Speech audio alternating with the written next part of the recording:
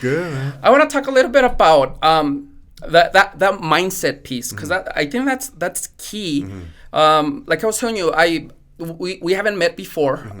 This is our first time that we interact aside from messaging, but I'll share with you guys that I'm a very private person. Even though I'm not shy at all, but I tend to post on my social media like once every 3 months, maybe, right? Not because I'm shy, it's just I'm a private person, whatever it is, right? But then when I had this idea, like I graduated from marketing and advertising, you tell me like, you know what, I'm not promoting my brand. I have very specific goals, 5-year goal, 10-year goal.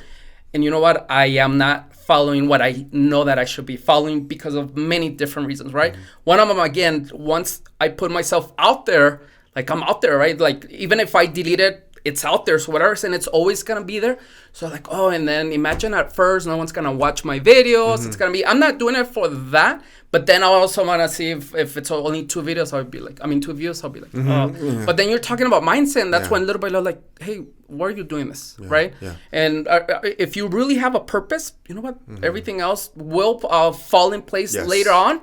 And I really think so. So now that you said that, I mean, that's exactly what it just kind of reinforces the way I've been thinking. So I just want to, again, I appreciate you for saying that. And again, you're proof again that you're. You know what? There was what was it, like a movie that we saw about the guy who, or it was a video on YouTube maybe, but it was a guy who invented likes, and he says, my vision was to spread love. It wasn't to traumatize little kids and how come I didn't get likes or how come I didn't get views.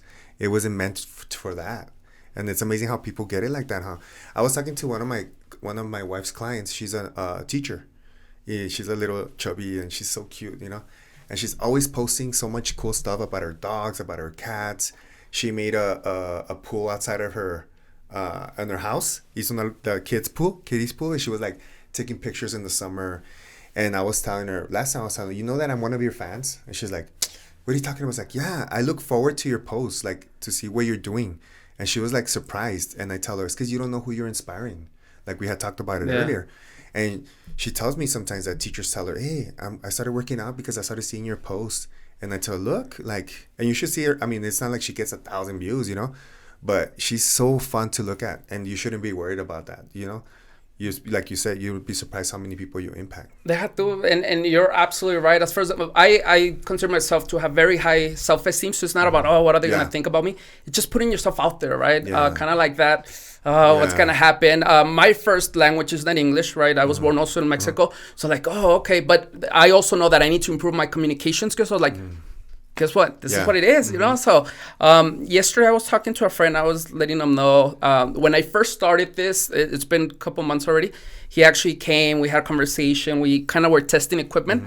And then yesterday I told him, you know what? I actually have Shane and Lizzie Martinez that they're going to come and they're going to do it. And then he replies and said, oh, you know what? Well, congrats. I didn't think you were going to do it.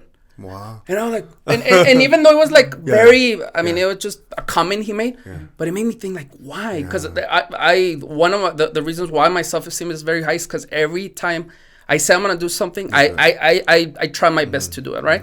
So by him saying that, like, oh, I wonder, like, what made him say that? What made him say that, you know? Not maybe that it hurt me, but... Maybe he's known people that have said that and not done it. You know what I mean? He didn't mean it to hurt you. Yeah, no, of course. And that's kind of like the biggest challenge. I want to talk about that as well with you. That, like you said, that you, not that I want to leave my friend. This is a really good friend, and he's really good when it comes to like trust and confidence and helping me out. But how were you able to make that transition to little by little kind of like, kind of maybe like start talking to maybe not another group of friends, but maybe knowing that, you know what, maybe this type of people, I should just focus on the ones that bring value to my life. How was that process? So, you know what, subconsciously you do, but the more you read books too, it tells you to surround yourself by people that you look up to, stuff like that. And being a personal trainer, I've been blessed to have a lot of successful business owners. I train millionaires, you know, and people, they want to help you out. You know what I mean? They want to help you out. It's amazing. Like, I used to I wouldn't read self-help books because I was like, I'm so sure Emilian is gonna write a book and tell you how to be rich. I'm so sure it's gonna happen, you know. Yeah. But the more that you meet people that are wealthy, they want to help you, you know. Like, Y cuando te va bien, you do want to yeah, help, just like you're exactly, saying. Yeah. exactly.